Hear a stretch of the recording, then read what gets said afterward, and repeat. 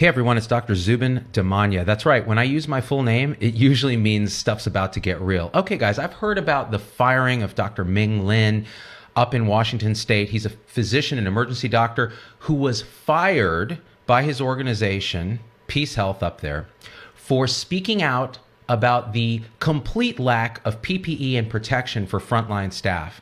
Now, this has been reported all over the place, and here's the bottom line, guys. As clinicians, as the tribe of healthcare, COVID-19 will be the catalyst that burns this broken system to the ground. And here's why.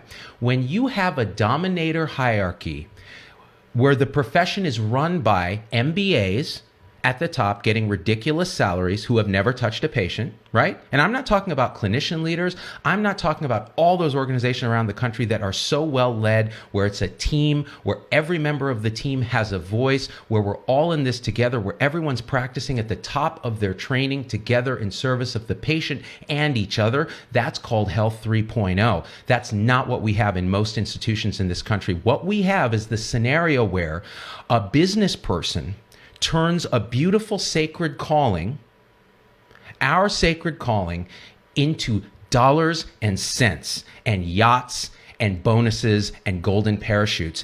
And then when a crisis happens where we're called on to sacrifice our lives in service of this calling, they sit there and say, you can't have a voice. Okay, this ends today. This is the end of the administrative technocracy that has destroyed medicine. COVID-19 will wash this filth back into the sea from which it oozed out. This is the end of it, and I'll tell you why. We on the front lines of healthcare will hold every single leader accountable when this is over. And why do I say when this is over? Because now we're doing what we do to save lives with no support, no protection. And when we speak out, what happens? You're fired. Is this the most absurd thing you've ever heard in your life? Here's what we demand as clinicians, because when this is over, we will never forget what they did. When this is over, this is what we're going to demand. And if they don't give it to us, we are going to walk. We will create it ourselves. We will go to those organizations that are already doing this, and they exist all around the country. Clinician-led, wonderful groups that take the MBAs and use what they know to keep the lights on, while people who actually are at the bedside touching patients run the show. What we demand is this. We demand an end to gag orders. We demand an end to non-competes. We demand an end to non-clinical leadership telling us how to take care of patients. We demand an end to the administrative technocracy. We demand an end to HIPAA as it sits. It has been a gag on us. We're unable to innovate. We're unable to speak out. HIPAA should be a choice for the patient. They control their privacy, not you. How many times have we heard HIPAA being used as a sword against clinicians who need to speak out? Well, we're worried about patient privacy. No, you're not. You're worried about someone figuring out how much you make and how little you do to actually help patient care. You are a parasite. And when this is done, the people who have done this, the people who fired Ming, anybody like that, we're going to flip the script. This is that call to action. We will demand that they be fired. Instead of firing us, they will be gone. All right? We demand that EHRs are no longer a cash register, that they help us take care of patients. We demand an end to nurse slavery. Nurses are not slaves. They are not commodities. They are not cost centers. They are the beating heart of medicine. They are part of our team. And they will be treated as such, or you will go. You will be gone.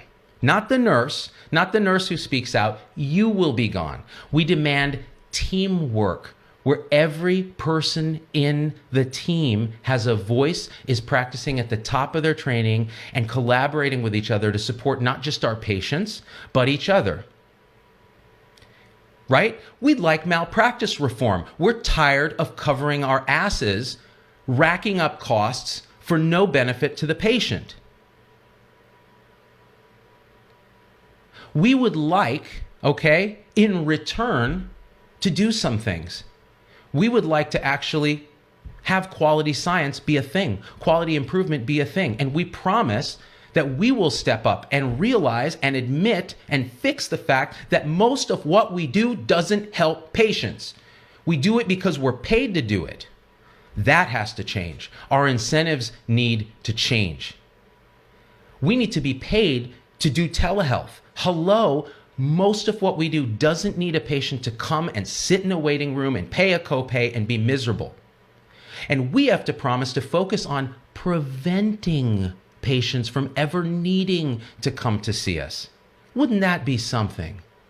Instead of sick care, going to actual healthcare. We call that Health 3.0, and that is coming after this COVID crisis. The COVID will be the catalyst that burns the old system down, and the new will emerge, and it's going to be so much more connected, rehumanized. Technology will enable our human relationship instead of obstructing it as it does now, and we will hold ourselves accountable to step up and make sure we wash our damn hands, because we still don't, and we're costing lives.